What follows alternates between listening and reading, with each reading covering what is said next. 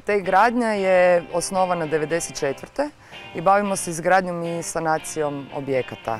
Nalazimo se u Novom Zagrebu, u Središću, u ulici Ksenije Kantoci broj 3.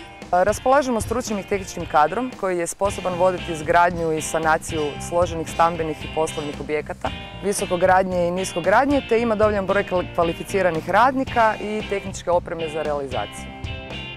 Uz licencu Ministarstva graditeljstva posjedujemo i licencu Ministarstva kulture za obavljanje građevinsko-obrtničkih radova na nepokretnom kulturnom dobru i restauratorskih radova. Nalazimo se u Zoološkom vrtu gdje radimo 4 funkcionalno-tehničke cjeline.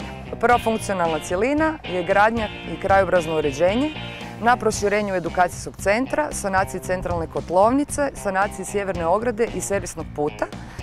Druga cjelina, gradnja i krajobrazno uređenje na izgradnji istočnog ulaza, glavnog ulaza i nastambe za pelikane Madagaskara te infokućice u sklopu Zoološkog vrta.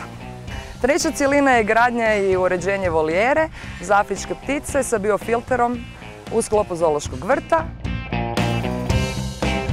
Četvrta cjelina je gradnja i krajobrazno uređenje na izgradnji Ribarevog mosta, Darwinovog mosta, Labuđeg otoka i održavanje i sanacija južne ograde Zoološkog vrta te Lavljeg mosta sa statuama lavova u sklopu Zoološkog vrta.